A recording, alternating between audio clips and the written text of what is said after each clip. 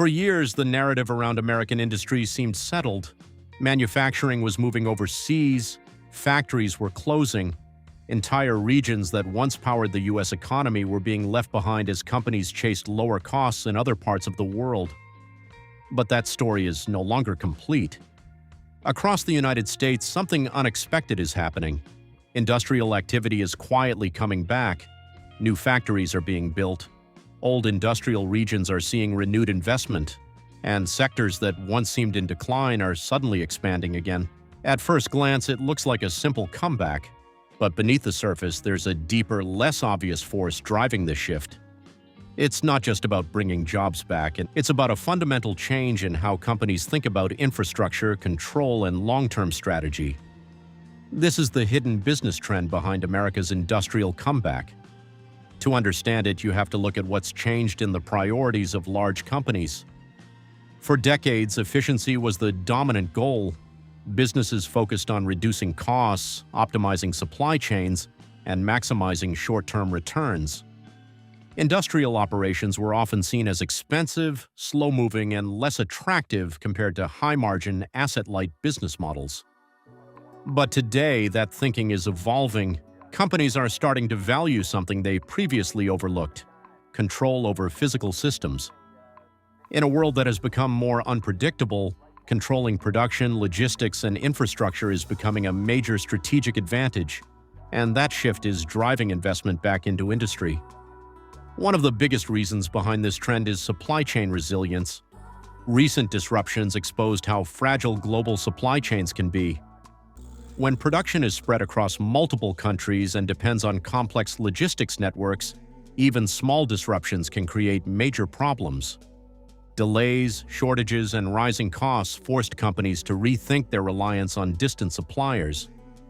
As a result, many businesses are bringing parts of their operations closer to home. This doesn't mean abandoning global supply chains entirely, but it does mean building stronger domestic capabilities. By investing in U.S.-based manufacturing and infrastructure, companies gain more visibility, more control, and faster response times. Another key factor is the rising importance of industrial technology. Modern factories are no longer just about manual labor, they are increasingly powered by automation, robotics, and advanced software systems. This changes the economics of manufacturing. Labor costs, which once drove companies to move production overseas, are becoming less important as machines take on a larger role. At the same time, advanced manufacturing requires high levels of technical expertise, stable infrastructure, and reliable energy, all areas where the U.S. has strong advantages. This makes domestic production more competitive than it was in the past. There's also a major shift happening in capital allocation. For years, investors favored asset-light companies, businesses that could scale quickly without heavy investment in physical infrastructure. But now there is growing recognition that physical assets can provide long-term stability. Factories, data centers, energy infrastructure, and logistics networks are becoming valuable not just for what they produce, but for the strategic control they provide. As a result, both corporations and institutional investors are putting more money into industrial projects. This includes everything from semiconductor manufacturing plants to energy facilities and advanced logistics hubs. Government policy is also playing a role. In recent years, there has been increased support for domestic manufacturing and infrastructure development. Incentives, subsidies, and regulatory changes are encouraging companies to invest within the United States. But while policy helps accelerate the trend, it is not the root cause. The real driver is strategic necessity.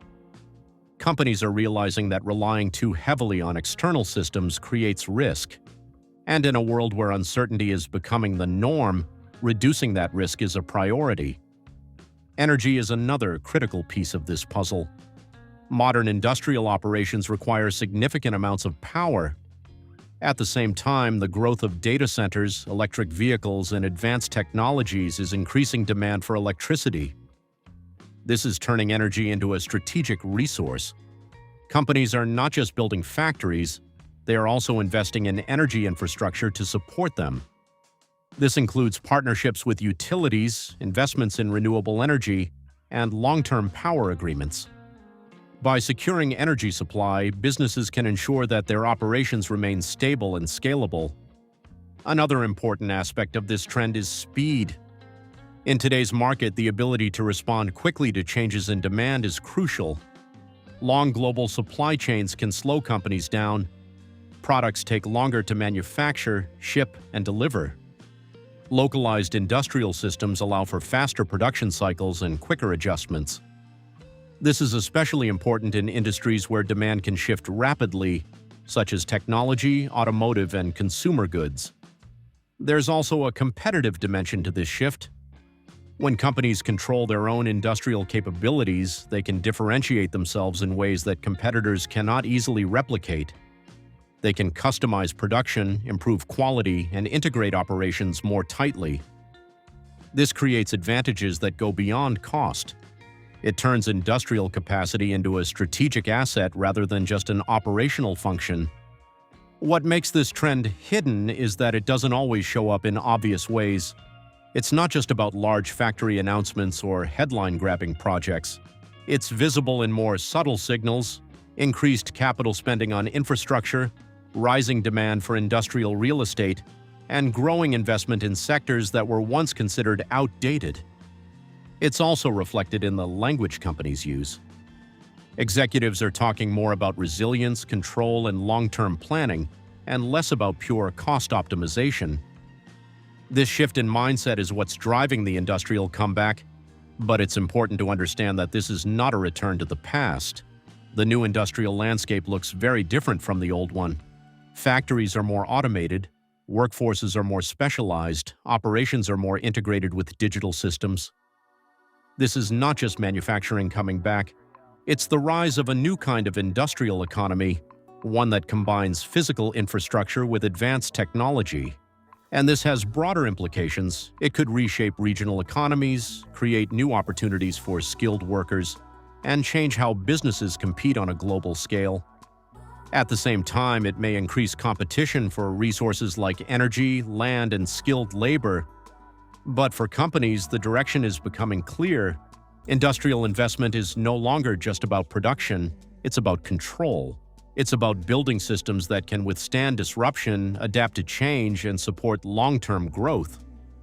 In other words, the comeback of American industry is not just an economic story, it's a strategic one. Because in today's world, the companies that win are not just the ones with the best ideas, they are the ones that control the systems that turn those ideas into reality.